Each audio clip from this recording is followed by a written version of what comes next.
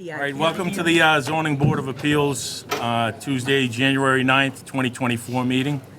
This is a hybrid meeting, so if you're dialing in, use *6 to mute and unmute yourself. I'm going to do a roll call, and we are being taped by MCTV. Going to do a roll call since one of our members is online. Larry Keane here. Ryan Sullivan, present. Brian Murphy here. Heidi Conway here. Jean Lee here.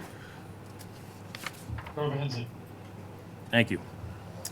All right, so we're going to start with 2401, Stephanie A. Funk and Elise M. Johnson. The petitioners are seeking a special permit in accordance with 305-1012 of the Marshfield Municipal Code to construct a 16-foot by 42.5 two-story rear addition Ryan, they want and a you to put the 10-foot by 10. microphone up. What? They can't hear. I don't know that it's meant to be heard. And a 10-foot by 10-foot. Those microphones are for the recording. Recording. They're not, there's no amplification In the room. from the microphones, just to be clear. The petition, so 10 by 10, two-story front addition and an 8 by 10 single-story front entry on property located at 117 Ridge Road, which is further identified on the assessor's maps as being on parcel 115-2402 and is located in the R3 zoning district. Go ahead, name and address for the record. I'm Dick Rockwood for Rockwood Design, and I'm here for the Funk and Johnson project. I did the architectural work. The reason I'm here is we are non-conforming on the north side, the left side of the house, right there, that 12.8. So that is the only portion that is non-conforming. Lot size actually is 7,200, so it's a non-conforming lot. We're in an R3 zone, 15, 30-foot rear. We are putting an addition on the right side of this property, where Andrew's doing a good job of showing you where the addition is. Towards the back, we've already been approved at conservation. We're in a flood zone. The house has flood vents now, and the new addition will have flood vents. And it's a two-story house and just remaining a two-story house.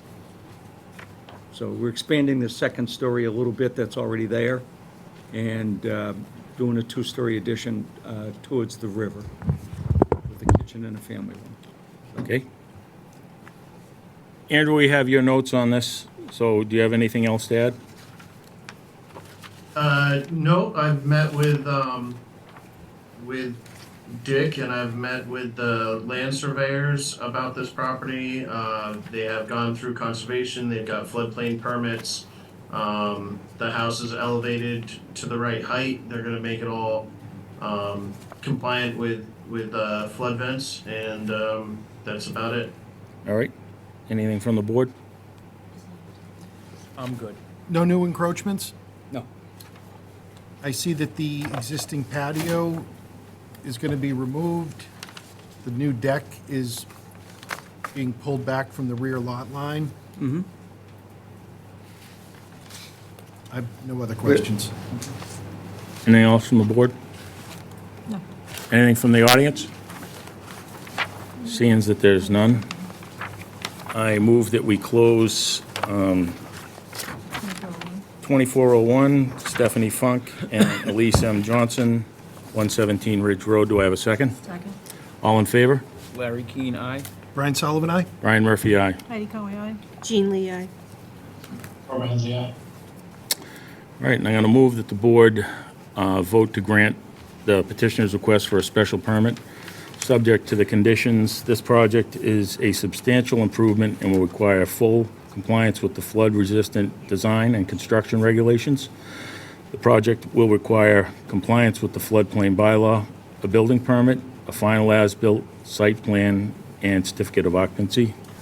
Based on the finding that the applicant's proposal to construct a 16-foot by 42.5-foot two-story rear addition and 10-foot by 10-foot two-story front addition and an 8-foot 10 by single-story front entry on the property located at 117 Ridge Road, as shown on the site plan dated 11/20/23 by Stenbeck and Taylor Incorporated, Richard Savant, PLS, showing existing and proposed additions and in progress set of plans by Rockwood Design Incorporated, Dick Rockwood, dated 11/14/23, 16 pages.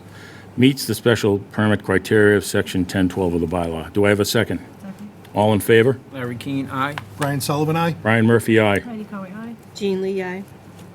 Robert Hensey, aye. Thank you. Great, thank you all. So now we have John and Linda Medlin.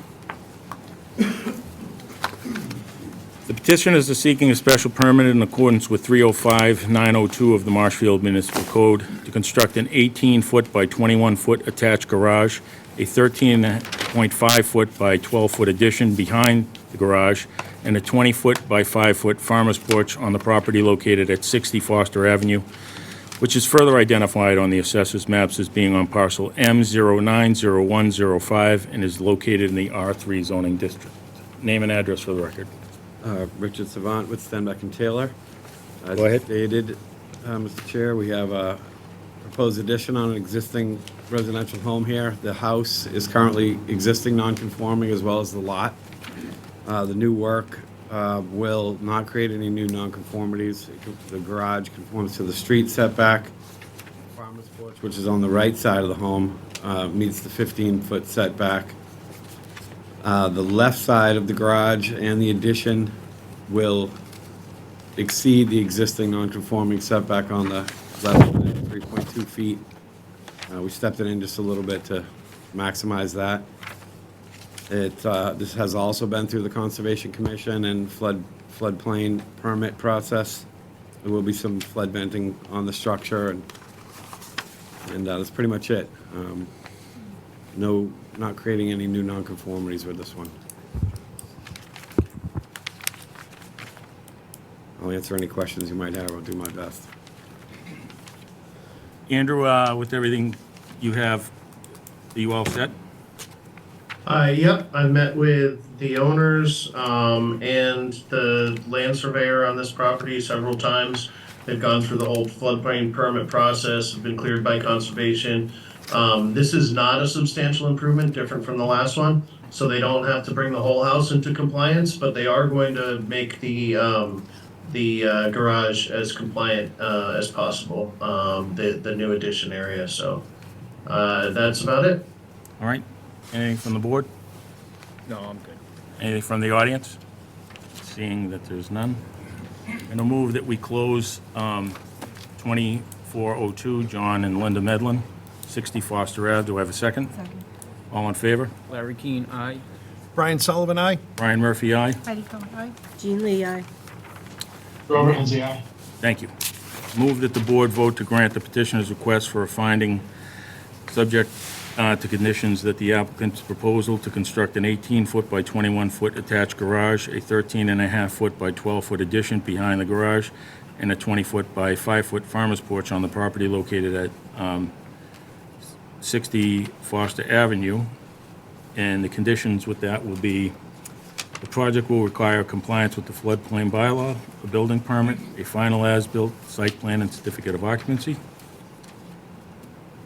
Is further identified on the assessor's maps as being M0901, as shown on a progress print plan set architectural plans by Christine Monahan, dated July 25th, 2023, 4 pages, and a certified location plan by Stenbeck and Taylor, Richard Savant, PLS, dated 11/22/22, with the last revision date 11/28/23, are permissible under section 305-902 since the resulting extension or alterations do not cause the structure to violate maximum building area and yard regulations in the district which is located.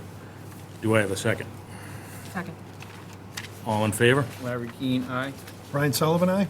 Brian Murphy, aye. Heidi Conway, aye. Jean Lee, aye. Robert Hensey, aye. Thank you. Thank you very much. Have a great night.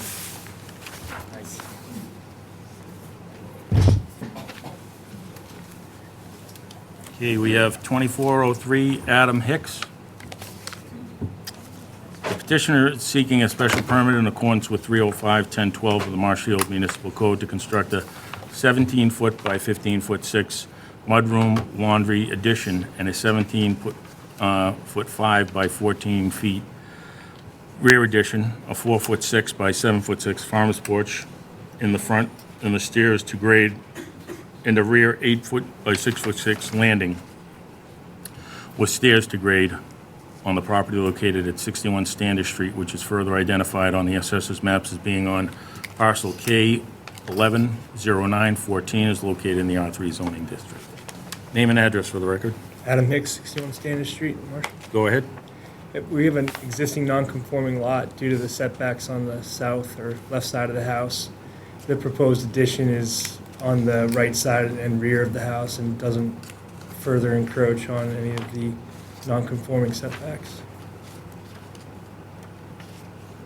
That's Okay. Andrew, all your questions you have answered in front of us? Yeah, literally exactly what he said. None of the addition is gonna make the house at all any more non-conforming than it currently is. Okay. Anything from the board? Looks pretty straightforward. Anything from the audience? I have no questions. Seeing that there's none, I move that we close 2403 Adam Hicks, 61 Standish Street. Do I have a second? Second. All in favor? Larry Keane, aye. Brian Sullivan, aye? Brian Murphy, aye. Just one question. Do you have a deed, do we have a deed for this, Nance? There's no deed in the packet. Do we have one? I believe, yeah, it should be there. It wasn't in the packet that I had. It's here. I It's here. have it. Okay, Yeah. and yes. We have it. Heidi Conway, aye. Go ahead. Jean Lee, aye. Robert Hensey, aye.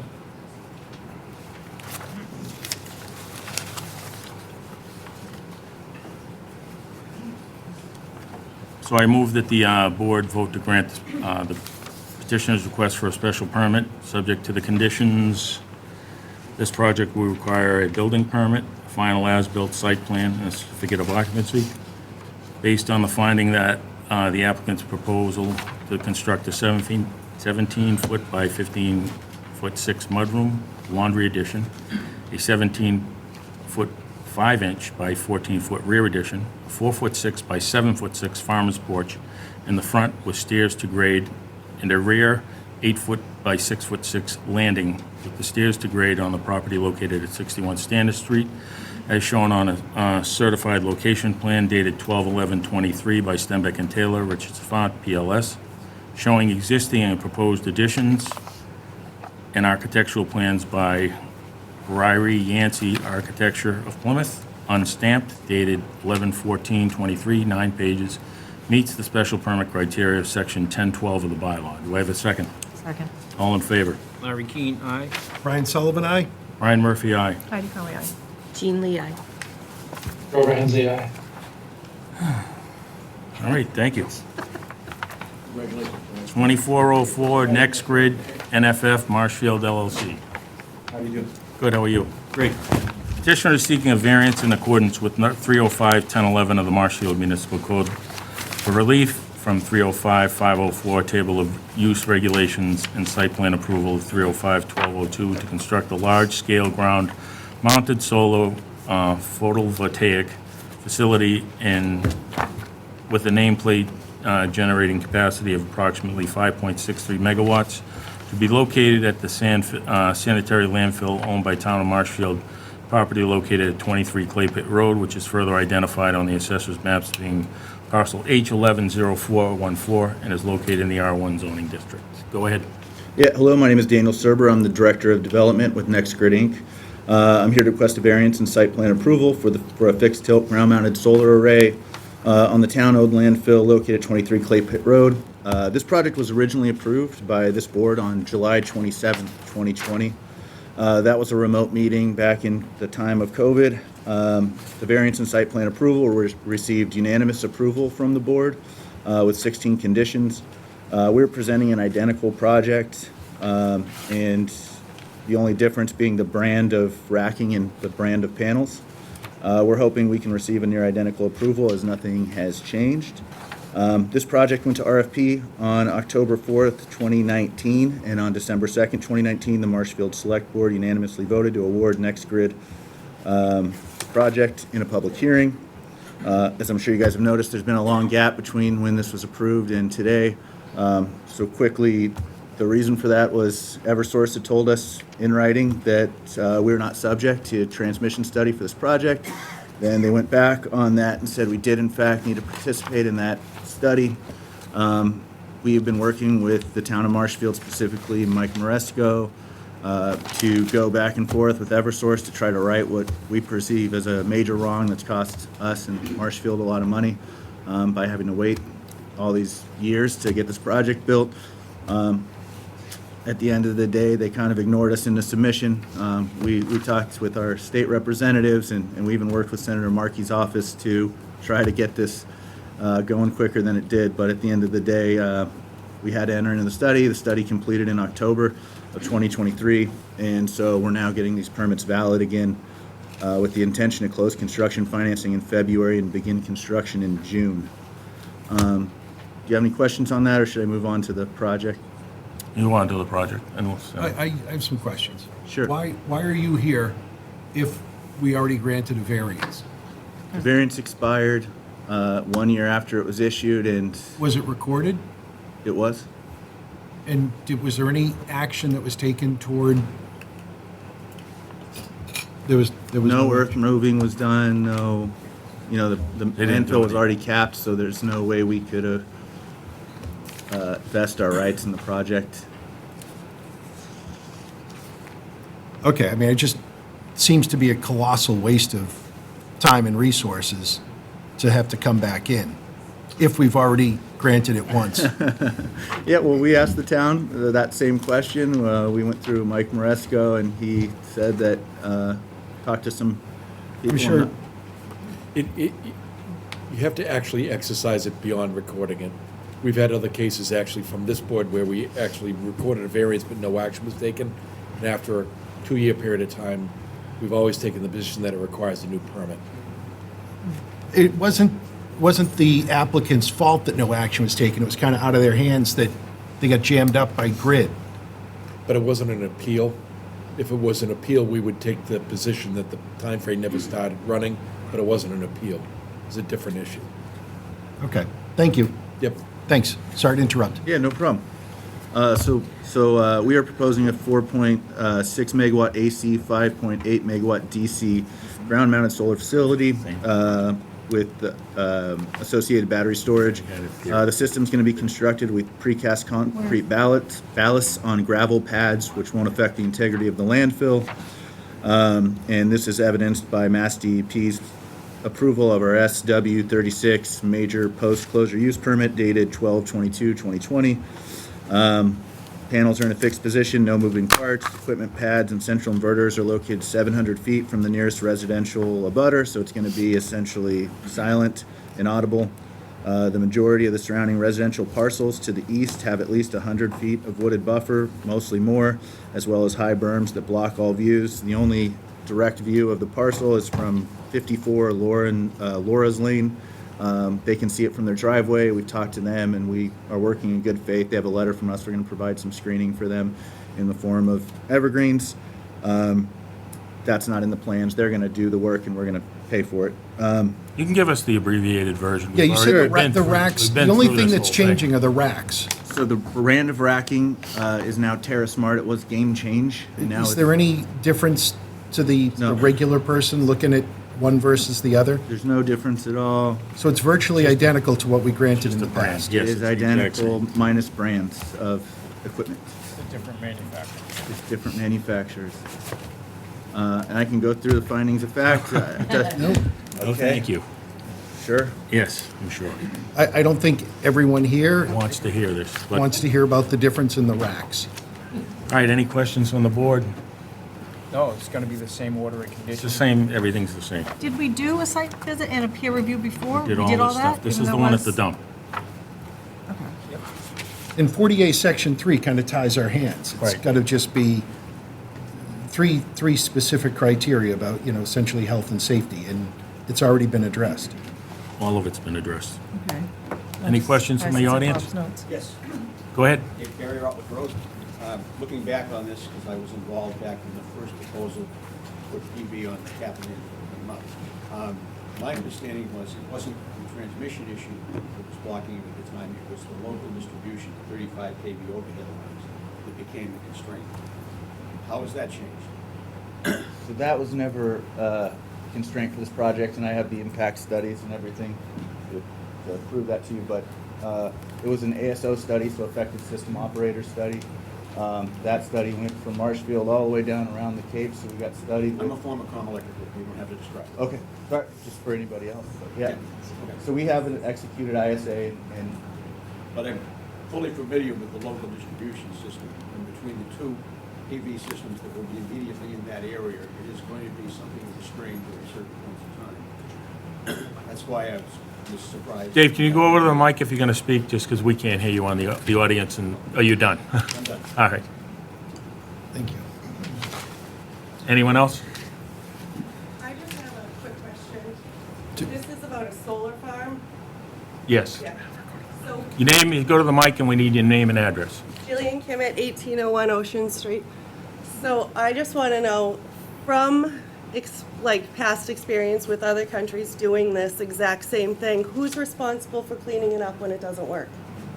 sure, so that's one of the original conditions of They use. put in 1.5 times the money to have it removed if we have to have it removed. Perfect, thank you.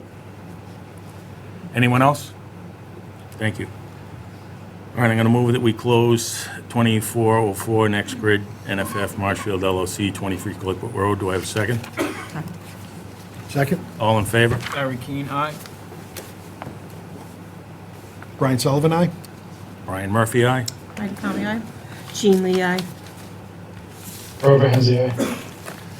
All right, well, I'm going to move that the board grant the petitioner's request for a use variance and site plan approval, subject to the conditions, including all mandatory conditions based on the finding that the applicant's proposal to construct a large-scale ground-mounted solar photovoltaic facility with a nameplate generating capacity of approximately 5.63 megawatts to be located in the sanitary landfill owned by the town of Marshfield on property located at 23 Claypit Road and is shown and/or described in a written narrative as the factors for a variance deed to owner dated September 24th, 2004.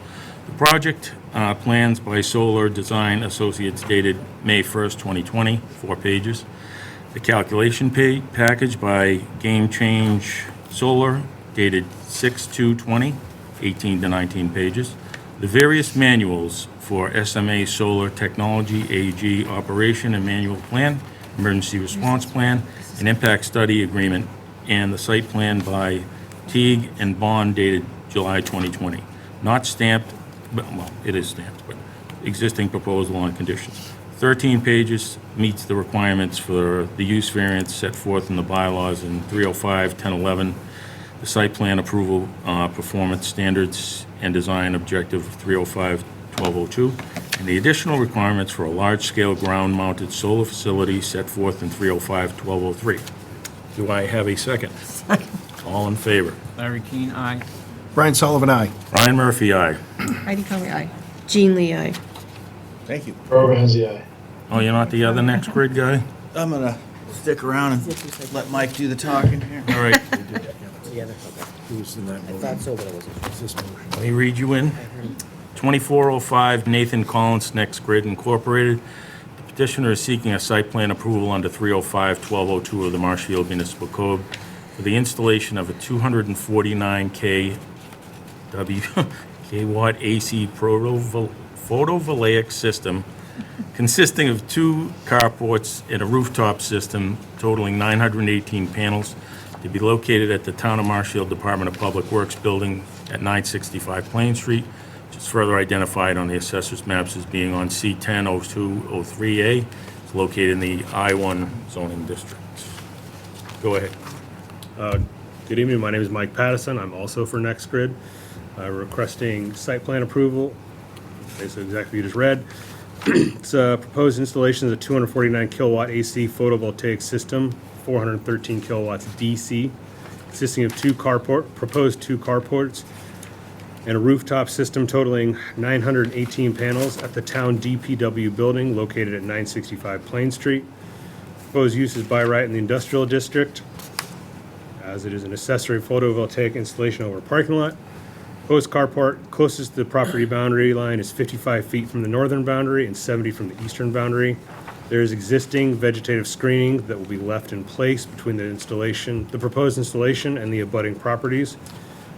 There are no residential properties abutting the property, and the nearest residence is over 500 feet away, located at Parish Path. Any questions? Any questions from the board? These type of solar panels becoming quite common in this type of construction, correct? Yes. See them pretty much all over. So how much are you going to generate? How much, like, in terms of revenue? I assume the revenue goes to the town, or a chunk goes to the town? We signed a power purchase agreement with the town of Marshfield, so the power is going to the town of Marshfield. So this comes essentially from the same RFP that the landfill came under, and then through that, the town was able to add on a lot of the school district roofs, and then a few of these carports, including the police station, which we did. Yeah. Now DPW. We also did the dog park as well. Dog park. So at the end of the day, how much does it save the town of Marshfield? You got a lot of taxpayers in the room. Yes, well, the full package is something, I believe, over $7 million over the course of the projects. I can't extrapolate, I'm not smart enough to extrapolate this one project off the top of my head. But just the savings to Marshfield, I believe, is around $7 million, and then there's also the lease fees that we're paying to house these, so. Okay, that's some good revenue. Thank you. I remember originally the dump, it was substantial, the landfill. The dump is more than all the other projects combined. Yeah, I remember that was a big deal. That was substantial. I don't remember the exact. Provided number, it gets but- built. Yeah. Any questions from the audience? Yes. Go ahead, go up to the podium, name and address for the record. David Carrier, 34 Outlook Road. I was involved as part of the Board of Public Works from 2019 through 2023 for this project. This is still in conformance with all of the design information that was provided to Weston and Sampson. Yes or no? Correct. Okay. The one question I have, that is a burning one for me, and one that I had stipulated when Weston and Sampson was looking at the design from you folks, which it took quite a few iterations to actually find out what you were doing and how you're running cable. Where is the lithium-ion battery situated in this setup that smooths out the DC output for the AC supply? There is no battery system. There's no battery going to be implied in this at all on either setup? For this one, no, because it's under 500 kV. Under 500 kV? Okay. Correct. Thank you. 500 kW. KW, sorry. So it's basically just going to vary with whatever the photovoltaic output is? Correct. What? Anyone else? Seeing that there is none, I'm going to move that we close 2405 Nathan Collins, Next Grid Incorporated, 965 Plain Street. Do I have a second? Second. All in favor? Larry Keane, aye. Brian Sullivan, aye? Brian Murphy, aye. Heidi Conway, aye. Jean Lee, aye. Grover Hensey, aye.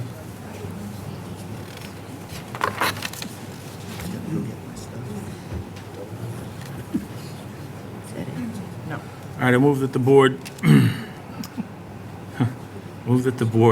vote to grant the petitioner's request for the site plan approval, subject to conditions, including all mandatory conditions based on the finding that the applicant's proposal to construct a 249 kilowatt AC photovoltaic system consisting of 2 carports and a rooftop system totaling 918 panels at the town DPW building located at 965 Plain Street, as described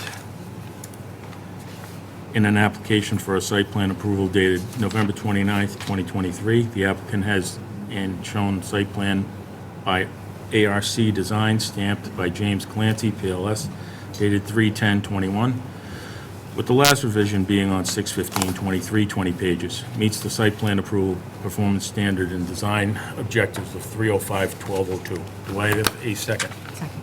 All in favor? Larry Keane, aye. Brian Sullivan, aye? Brian Murphy, aye. Heidi Conway, aye. Jean Lee, aye. Thank you. Thank you.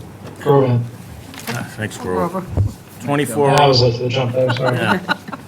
2406, Nicole DiPaolo.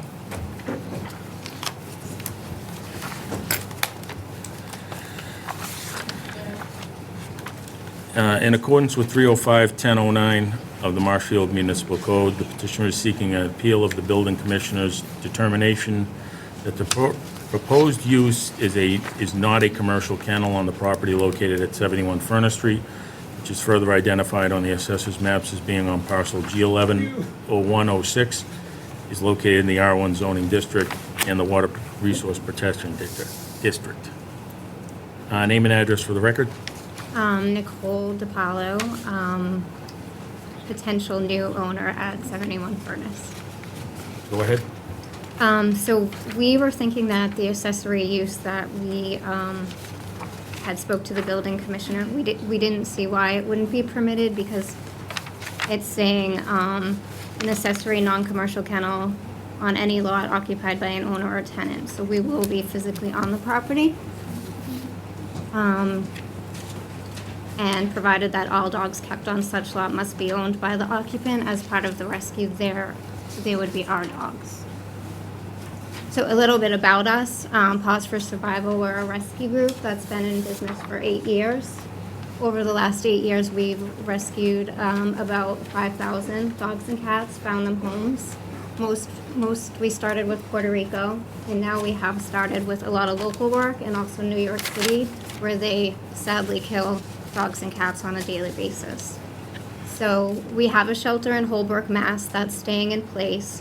This horse stall would be converted into a small kennel that would just have 6 to 8 dogs, and it would only be used until fosters picked up the animals. So it's very temporary. Nicole, you've submitted virtually nothing to this board other than your application. You have no documentation that backs up your representations. You don't have a certificate of organization. You say you're a 501c3. You've got an 8-year track record, but there's virtually nothing submitted to this board, and you're asking us to overturn a decision from the building commissioner and the zoning enforcement officer. So, I mean, in my defense, I wasn't aware that I needed all of that. I was just told, I mean, this is the first time I've ever done something like this. well, So I mean, I can get those documents. I know Holbrook Police sent you some documents. I know a lot of references. if what you're saying is true, there must be a substantial paper trail that would back that up. And Okay. before I would feel comfortable voting to overturn the action of the building commissioner and the zoning enforcement officer, I'd want some proof that what you're saying is true. And not that I don't believe you, but I'm confident that if what you say is true, you have a lot of people that could testify on your behalf that you are a 501c3, that you've been involved with saving thousands of dogs and cats, and that you're going to do what you say you're going to do. Now, do you have a purchase and sale agreement for this property? You say you're the potential owner? I do. Well, you haven't even submitted a purchase and sale agreement. I mean, I wasn't fully aware of the documents I needed.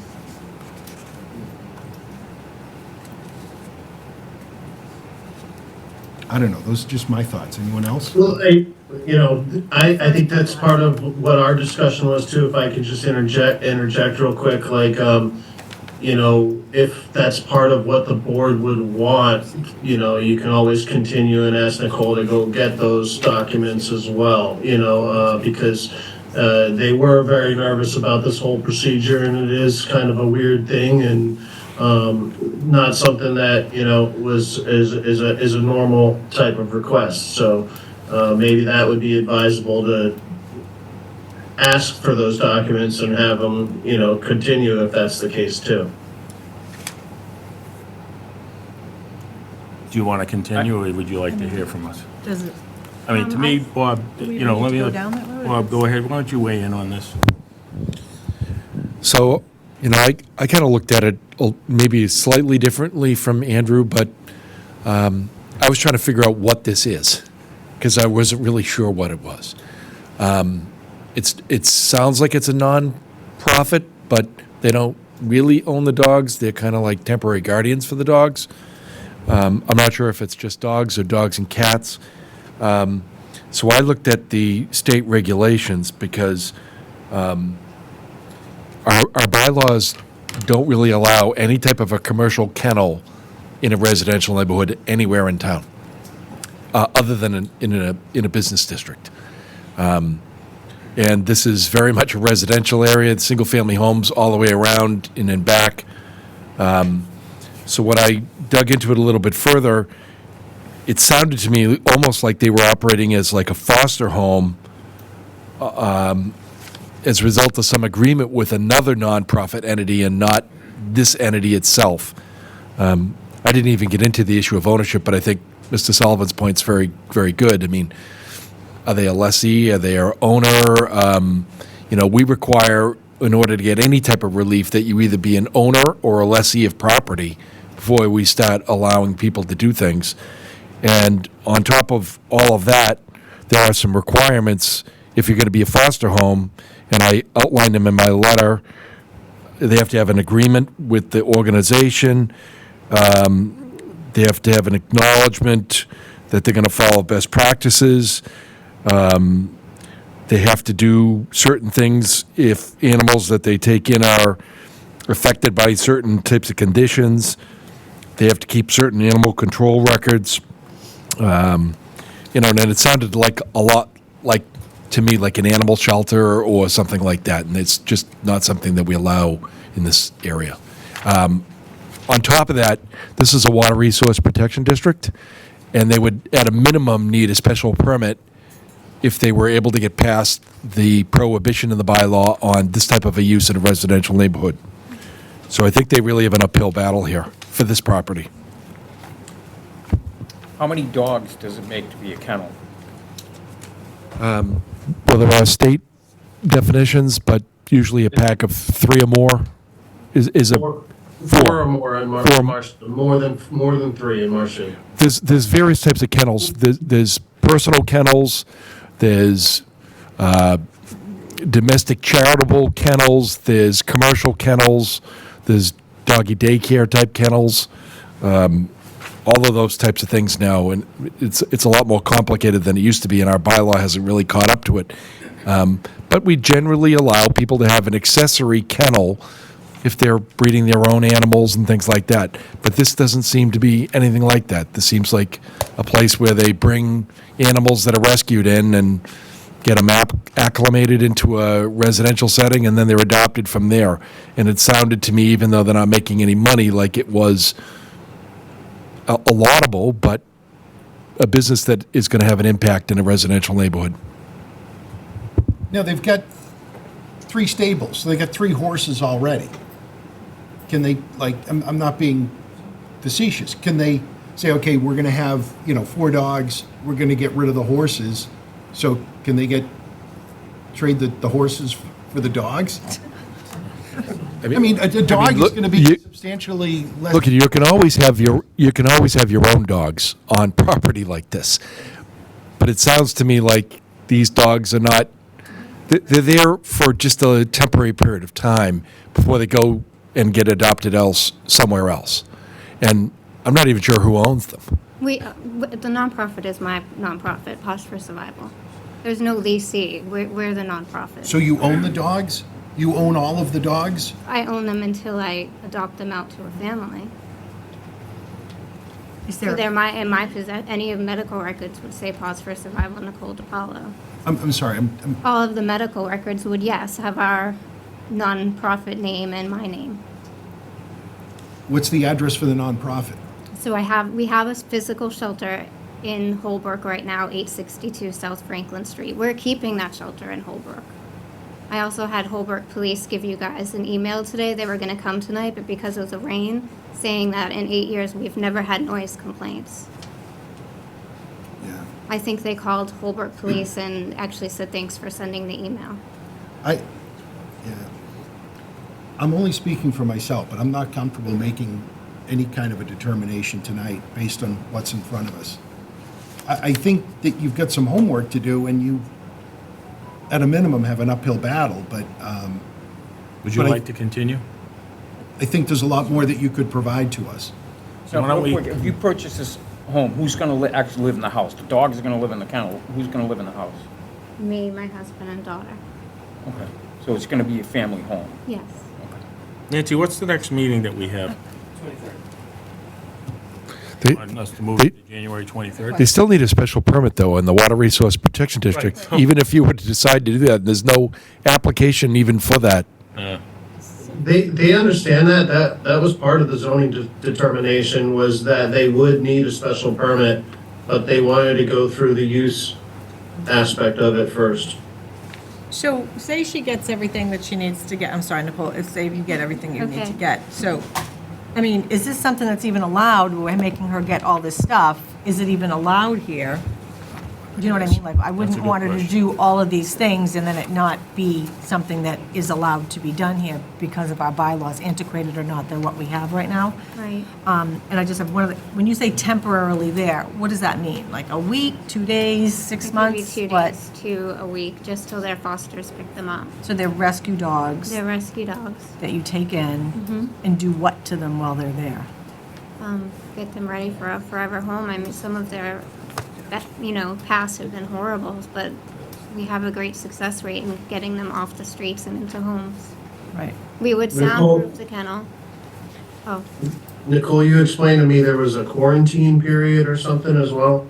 yeah, the quarantine would be done at our shelter in Holbrook, and that's state approved, but, that's a state approved quarantine facility. So when you get the dog, they go to Holbrook, Yep, and that's for however long that is. 48 hours. Okay, and then they come to your new place. Some What- people will foster and pick up from there, but ones that don't have foster, yes, would come to 71 Furnace. We were going to use soundproof insulation and also those sound flags at the top. So state of the art, stuff to make sure the barking is minimal. I mean, I just hate to see you do all of this stuff, get all this information, if it's something that we just can't do. I don't want to see any applicant go through all that. So I just want to double check that it's even doable with our bylaws that we have. How many dogs do you have personally yourself that are your dogs, that family members? 2. 2? Mm-hmm. Okay. Excuse me. Well, getting back to, Nicole, can I jump in? Yeah, sure.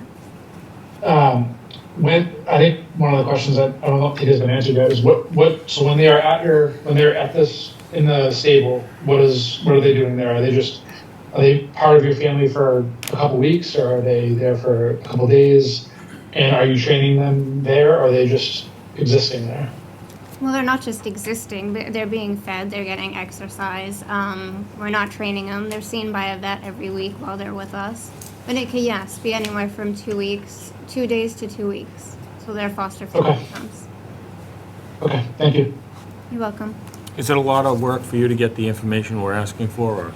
So you're looking for, it's easy to get my nonprofit and all the paperwork that goes with the state of So, Massachusetts. it's not a lot of work. Would you mind if we continued to the 23rd? All right. If, like you said, if you think this is, I mean, I can't give you anything. No, right. None of us can. I think It's we just have to that- look at what's yeah, in we front of have us, to at least see. have a full application, and then we can make a Can I decision. interject? Teresa Colicity, 71 Furnace Street. And we do have the purchase and sale agreement, and I have it on my phone. And also, through my work, I have met families that had, Small World, adopted from her shelter in Holbrook, and they're very happy with the dogs and cats. And they named, what was it, his name, Emmanuel or something? Emmanuel became Doc. Became Duck, yeah, and such a cute family. They're so happy. And then I did follow her a little bit on her page and her site, where she, is helping dogs go to like Angel Memorial Hospital to get surgeries, to get, well, and, so she's really into it and doing a good thing.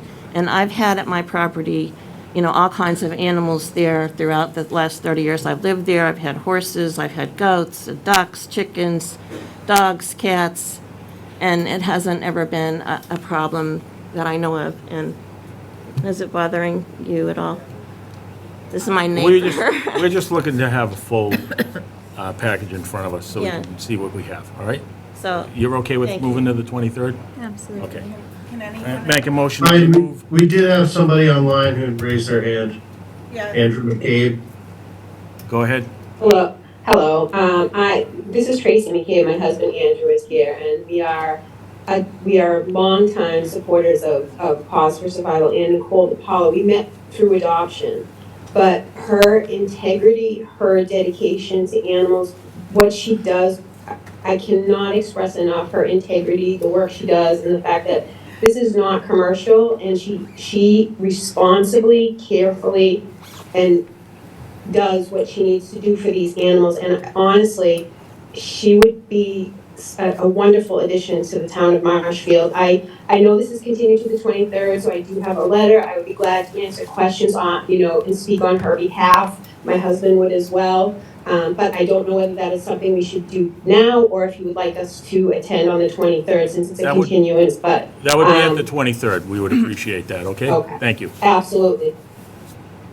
Hi. You want to speak? We're not, Yeah, no, we're yeah, not answering. yeah, okay. Yeah, I just had like a couple of concerns and Sure. questions.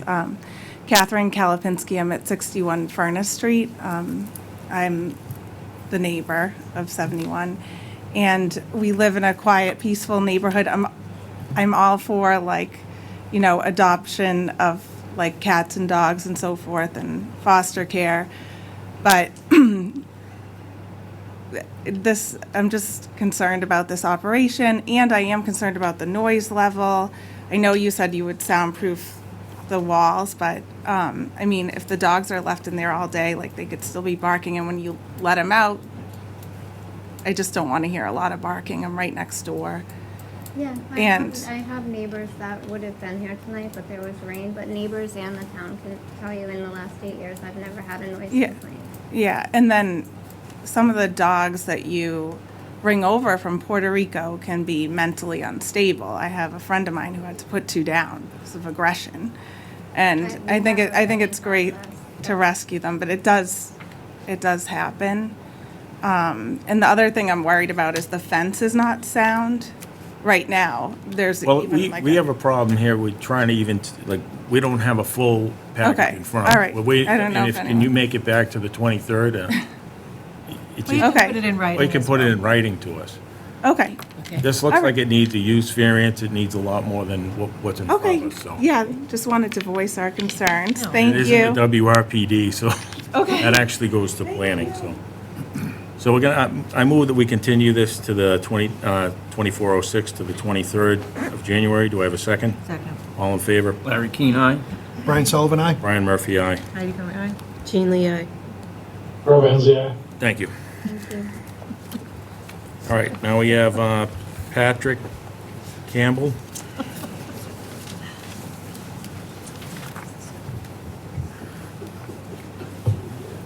It's already been read into the record, 1067 Union Street.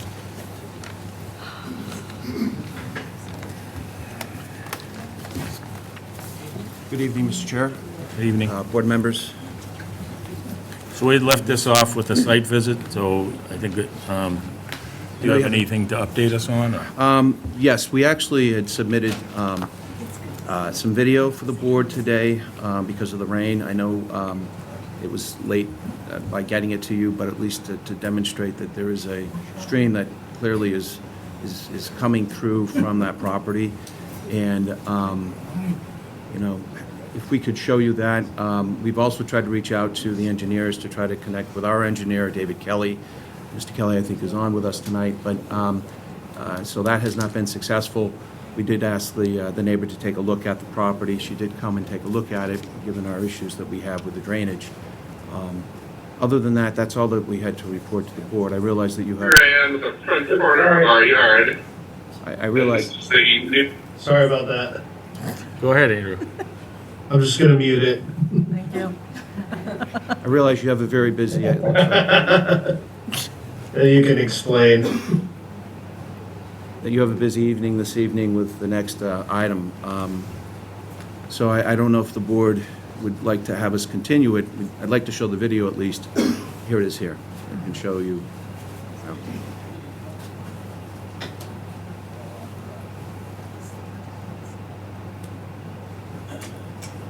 That's one of two.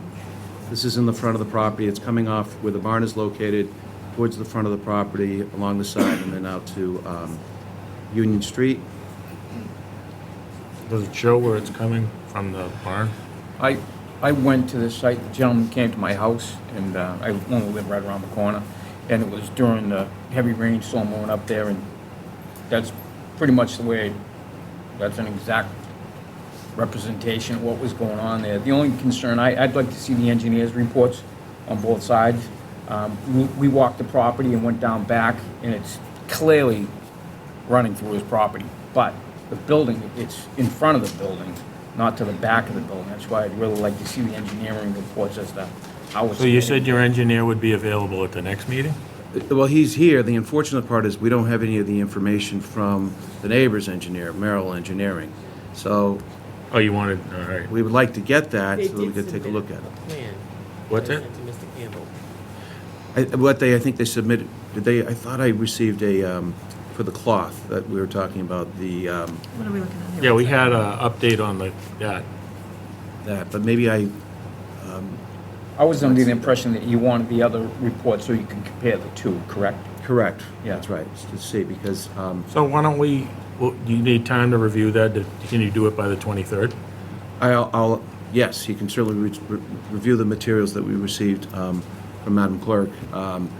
It's one page, I can ensure that. We're looking for the drainage, because. I know what you're looking for, so. That's the All right, danger. well, there's no sense in discussing that if you need to review that, so why don't we move this to 123 as well?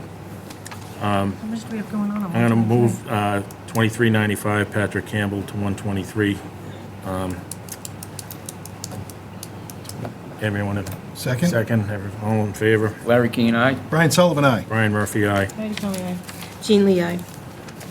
Robert Hensy, aye. Thank you. Thank you, Mr. Chairman. You'll have all the information, then it seems like you need that. Thank you. So do we have Plum Summer LLC? It's the only thing we have is this. That's all right. This is 76 Island Street. We continued this because we needed more information, so go ahead.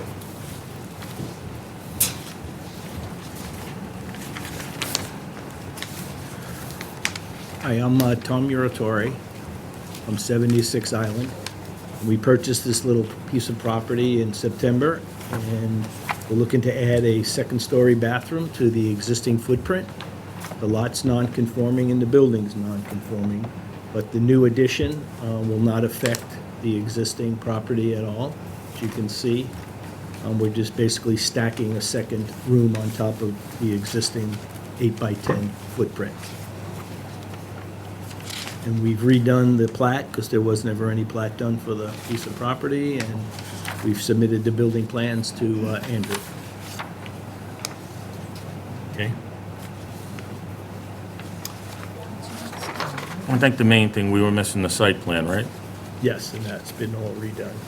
And that was submitted back in the beginning of December. Do you have anything to add to this, Andrew?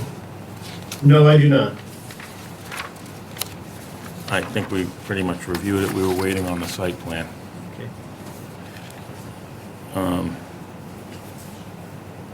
Move to close? Yep, sure. Yeah, well, I got it. Anyone from the audience? Nope. So now move to close. Second. All in favor? Larry Keane, aye? Brian Sullivan, aye. Brian Murphy, aye. Heidi Conway, aye. Jean Lee, aye. Robert Hensy, aye. So, I move that the board vote to grant the petitioner's request for a special permit, subject to the conditions. Andrew, what does this need? A building permit? Does it need a floodplain?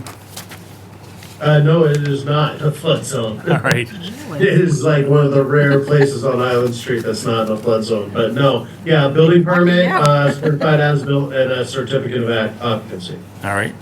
Based on the finding that the applicant's proposal to construct a 8x8 addition on the existing footprint and a 8x10 second floor addition on the property located at 76 Island Street. Who did the drawings on this, Andrew? I missed that on that. Ron Hollander. Ron Hollander. Planned by Ron Hollander.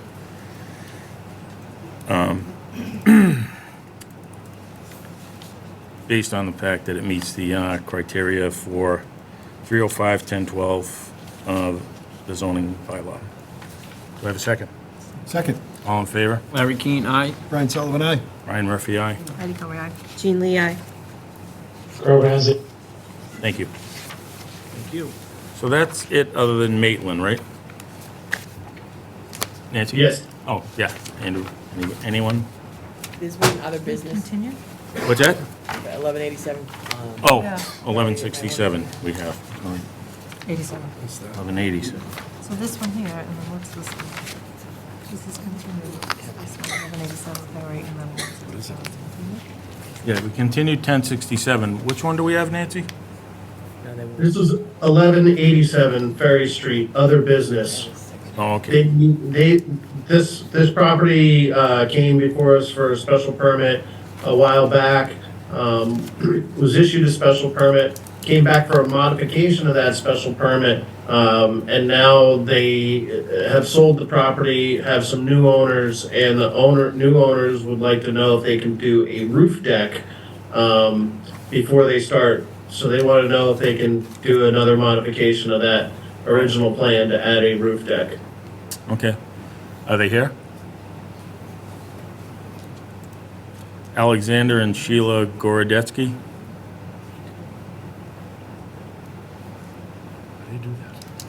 They can't want it all that much. So we'll continue them to 123 as well. Bob has a question? Yeah, I mean, and this hasn't been advertised. No abutters got notice? Well, they're looking for a minor modification, from what I understand. That's not a minor modification. Yeah. All right, so someone notify them that they have to do this properly. Nancy? All right? She's like, sure. So do I have to do anything with that, or leave it there? They just have to, we just have to get a They have to proper file an application. application, they have to pay a fee, they have to have a public hearing and We'll notice wait to for abutters. them to get their application, their fee, and all that stuff in. So when We're we- not running out of time on this thing, are we? There's no time, there is no time. They haven't really applied. They haven't done anything, all right. So Looks like it's not- I mean, that's the it end of may that. be approvable, but this isn't like. Right, but we have to They're get not the- like 1 foot again, off we on need a something. proper They're adding a roof deck Yes, in a residential neighborhood with houses that are like very close by. I'm in agreement. We have nothing in front of us. Yeah, so let's go to Maitland. Let's. It's time for the big dig. Let's go. All right, so before we start this, I'm just going to let everyone in the audience know. As indicated on the December 2023, the first night that was dedicated to the applicant to make its first initial impression, we also heard from the town planner, Mr. Guimond. The board allowed significant public comment and question on December 2023 and had some of its own before the hearing was continued until tonight. In the interim, the board's civil engineering consultant, Ed Pesci, water source engineer, Patrick Brennan, and principal water scientist, Edward Eichner, have reviewed the project and submitted comment letters. Mr. Pesci also has engaged a traffic engineer review the traffic impact assessment by the name of Chappelle Engineering, and we were waiting on for the traffic impact review from Chappelle Engineering. I'm going to ask that the town's peer review consultants each make a presentation and ask if there is any update from Chappelle. The board may also have some questions. I'm going to give the applicant some time to respond to comments from the peer review with the idea that you identify the remaining issues. The Board of Public Works has also asked for additional time as it is employing a water supply consultant to identify an adverse impacts to the wastewater or stormwater from this project. It's been reported to me that there is a belief that this project will impact water supply wells and the down gradient from the site, either from nitrogen or PFAS. The ZBA will ask its own consultants to opine on these issues and whether a denial or condition is warranted due to the project's impact determined by the expert testimony and not by speculation or some other source. The Board of Public Works will also ask we'll ask how long they need to have their experts review the water quality and decide those issues. Just want to remind everybody that we're all residents of this EBA board. None of us are experts on here, and we are residents equally concerned with the issues that all you residents are concerned with. The public should be aware that the law, however, will not allow us to impose on this applicant a requirement in our local bylaws or regulations that renders this project uneconomic, or that is not similarly imposed on conventional development or even single-family home developments. Public also needs to be aware that as with most 40B, this applicant is able to ask for waivers from local regulations, and ZBA will decide which, if any, it will grant. In many cases, the applicant may only comply with the state law and regulations, and that has historically been close to the standard for the projects like this as well. If we impose local requirements, we are obligated to demonstrate that the local requirement is a local concern that outweighs the regional need for affordable housing. So at the next meeting, I plan to start with public. We'll hear from the public and any experts or witnesses on the public's behalf on the adverse impacts of this project. I expect then we will hear again from our experts and potentially from the applicant. The idea is to keep the process moving and to close the hearing when the ZBA is satisfied with the information that is complete that we've been that's received. Go ahead. Russ? Well, do you want to lead off, Ed, or? Sure. For the record, I'm Ed Pesci of Pesci Engineering, the consulting engineer for the zoning board.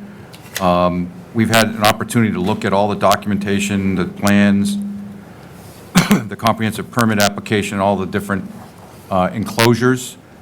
Myself and Pat Brennan, who's over there standing by the door, have taken a look at the utility systems. Pat focused on the drainage and the water supply with his fine expertise here in town.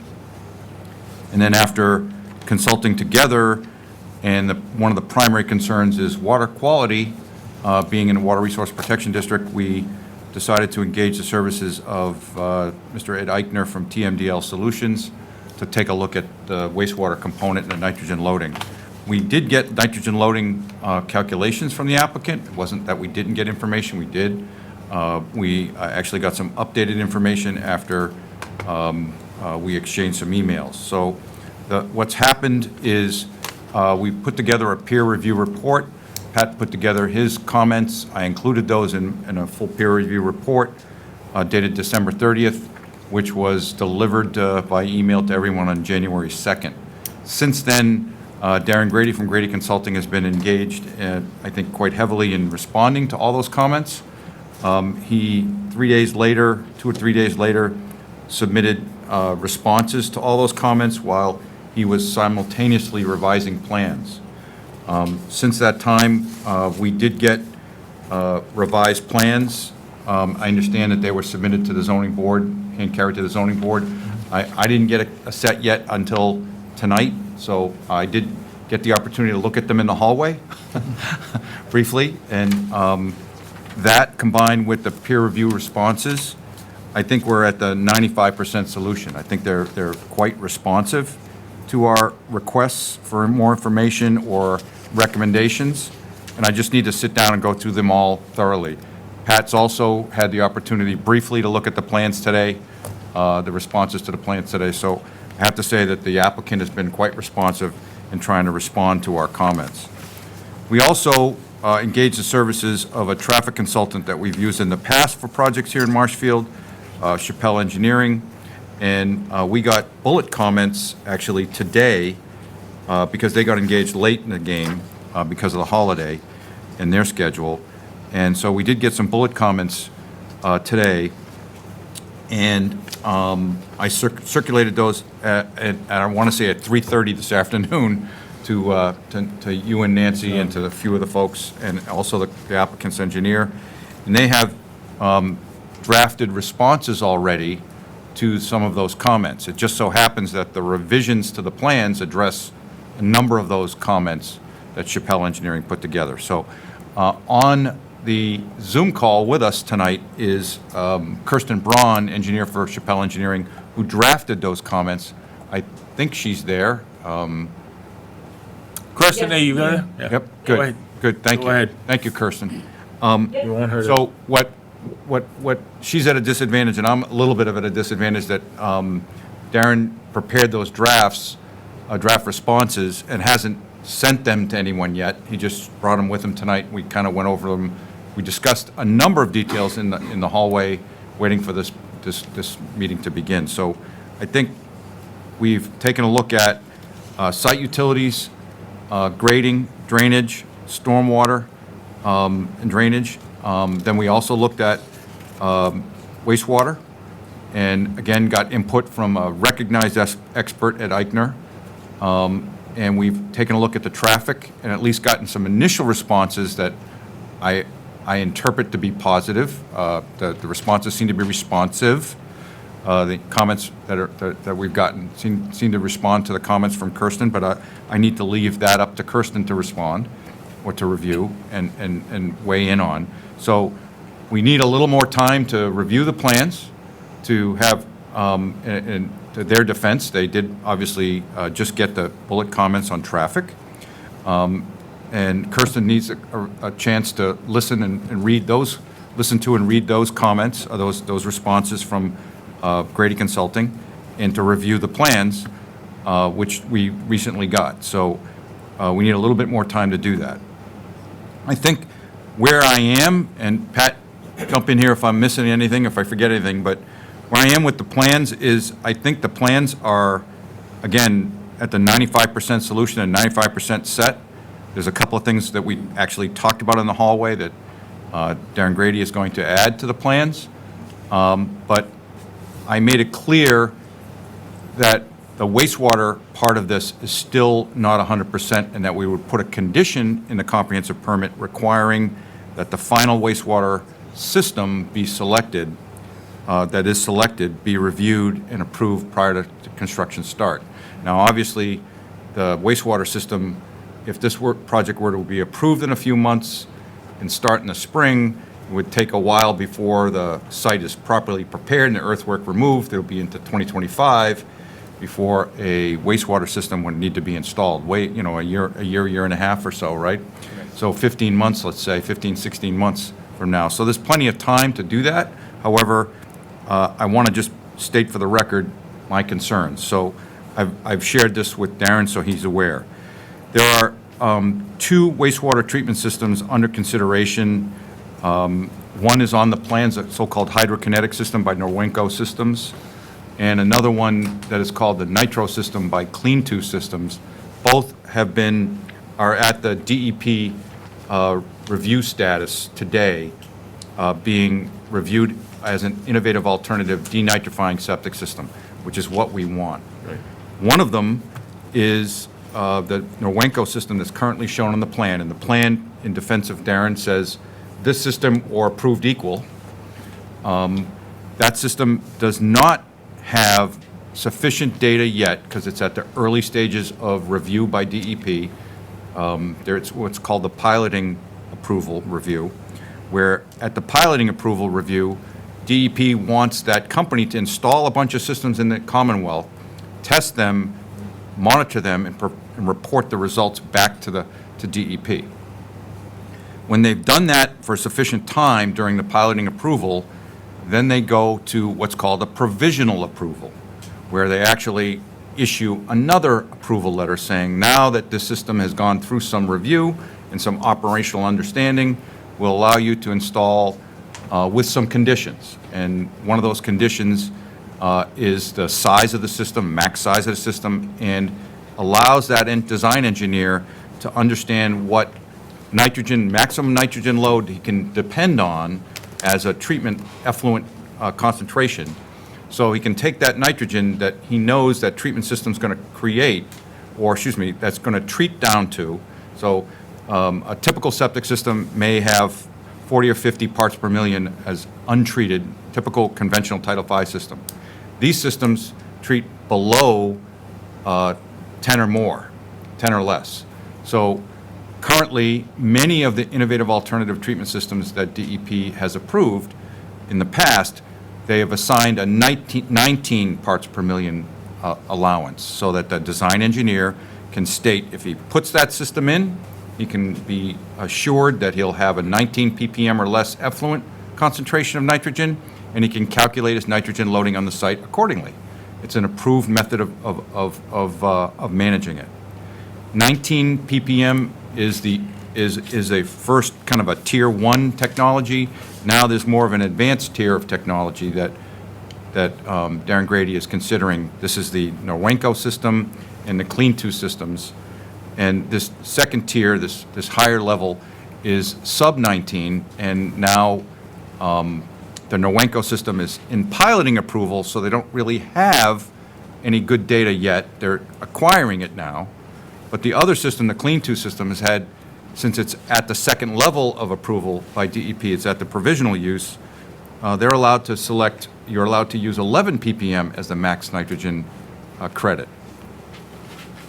Anything, according to the TMDL report that we asked Ed Eichner to look at and take care of, a number, the max concentration for effluent nitrogen cannot exceed 14.5 parts per million to achieve a 5 parts per million nitrogen loading for our site. The maximum allowable nitrogen loading in the Water Resource Protection District in the town of Marshfield is 5 parts per million. So in order to achieve that, the septic system involved would have to achieve 14.5, or no more than 14.5. In my opinion, the Norwenco system cannot demonstrate that yet. However, DEP's already approved the Clean 2 system, Clean 2 technology system, at 11. So at 11 or 10, in fact, there's a lot of data that Clean 2 has shared with both Darren and I. They're sub 5. They have 13 systems in Barnstable right now and 24 on the Vineyard. And the 13 systems in Barnstable have been in the ground for a couple of years now, or 18 months now. They're at sub 5. They're 3.6. So they're doing very well. It's very, very good performance for septic systems for an individual single-family home. So up to 2,000 gallons per day. And all the systems on this project would be up to 2,000 gallons. They wouldn't exceed 2,000 gallons per day.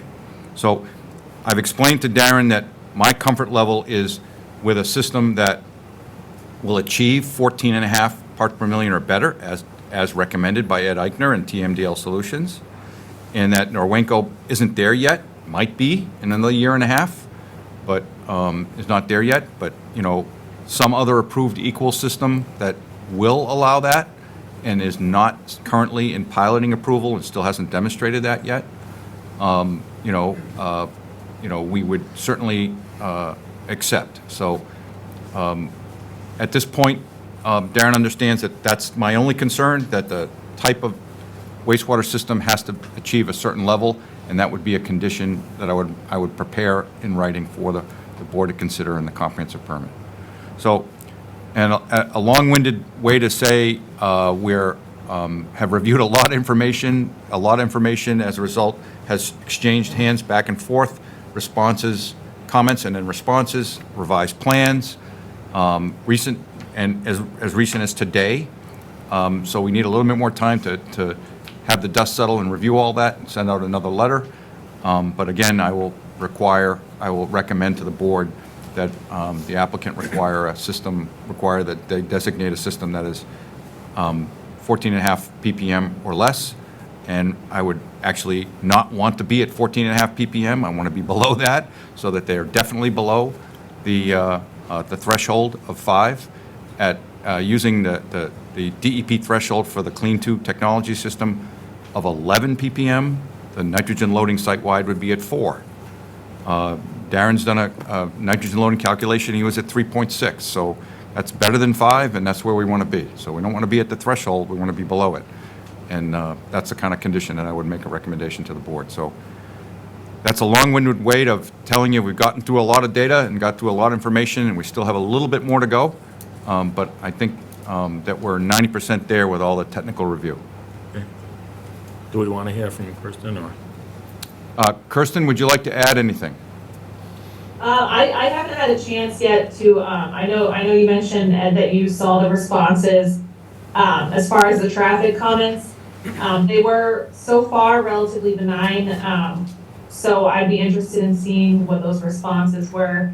Apologies for not getting a formal letter out ahead of this meeting, but we should have a formal review letter and potentially a follow-up letter depending on the responses this week. We didn't see anything drastic. I mean, generally residential developments are one of the least impactful developments when it comes to traffic generation and traffic impacts. We did have some comments regarding Site access, we did get out there to verify sight lines ourselves. It does look like there's adequate sight lines looking from either direction of the driveway. Adequate for safety, for speeds upwards of 50 plus miles per hour. I did notice that there wasn't any speed data obtained as part of the traffic supplement, but I'm not sure if that has been done as part of one of the previous traffic studies done for the site. So that was one of our comments. We also would like to see the sight lines on the site plan to make sure that any landscaping or obstructions, including signage, fences, what have you, not be placed in those site triangles. The study also mentioned that the sight lines that they assume are available are based off of the potential, the needing to remove some overgrown vegetation. So those site triangles will really highlight that.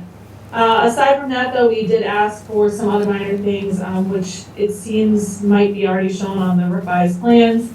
A stop sign and stop line at the driveway intersection with Ferry Street. We also recommended that the trip generation calculations be included as part of the report, and that the applicant continue to work with the Marshfield Fire Department regarding accessibility to all sides of each building and adequate accessibility to the site itself. And then we noticed that there's no sidewalk provided along the driveway.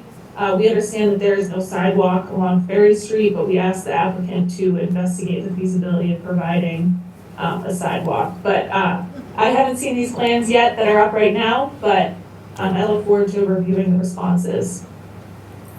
Thank you, Kirsten. I will state for the record on sheet 12, when you get a chance to see it, and I just saw it an hour ago for the first time, so there is a discussion about trimming and pruning for sight distance, so that's on the plan. There is a sidewalk added to the plan, so the sidewalk has been added to the plans. Darren had said to me just about everything that you had asked for were included in the revised plans in one way or another, so it's almost like you were reading their mind too. So I think you'll be pleased with some of the answers. I just need you to take the time when you get that information to do that. Thank you. Pat, would you like to make any comments to the board? Okay. So. All right, so do you have anything to add, Darren? And Yes. So some of the plan changes that were incorporated have to do with up at Bridle Trail where the driveway is crossing. Is that the cover sheet? No. Can you go to the cover sheet? It's a landscape sheet. Can you ask Andrew? Andrew's doing it now. Scroll up just a little bit more. There we go. So we're proposing to relocate Bridle Trail to have a 90-degree crossing over the driveway. This is a safety precaution. It's down below where your hand is, that dark square. We're proposing a covered walkway. It's similar to like a covered bridge that you'd see in like New Hampshire. A sketch of it is shown right there. The idea behind this is to slow down traffic coming in and out, and they should slow down if they're entering a building, as we're showing here. There'll also be a textural difference underneath there, and there'll be bollards. We believe this is an improvement to Bridle Trail. We've been working with Ed Bangs as far as some of these things. As part of my client, Kevin Sealand, has agreed to make improvements to the parking area along Ferry Street, up in that area. Yep. And he's also agreed to help out with some limited site clearing and grading at the dog shelter, the animal shelter. Let's see. He's also agreed to help out with the basin that's on parcel G122907. If you can go to I think it's on the layout sheet or the grading sheet, sheet 4 maybe.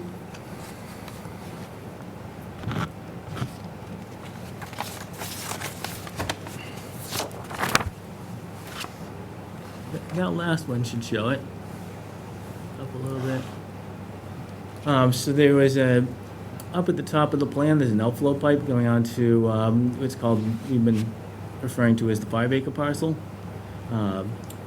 That pipe will be installed to complete the basin, and there's also some catch basins along the right-of-way that are going to capture the inflow and put that flow into the basin there.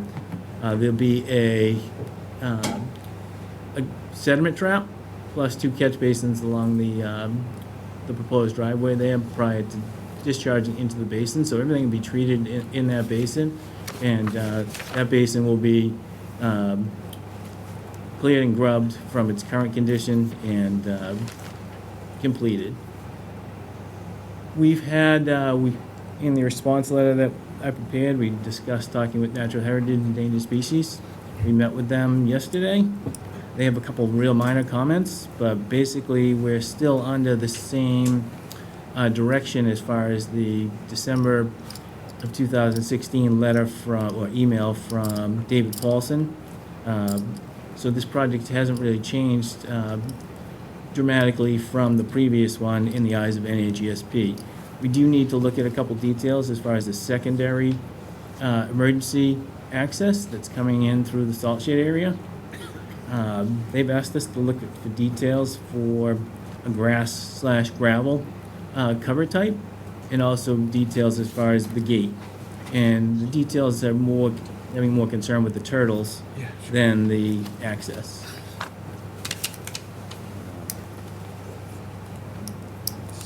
We did receive letters from the fire department, or emails from the fire department, saying they have no issue at this time with the current plan. The police department has similar, no issues or comments.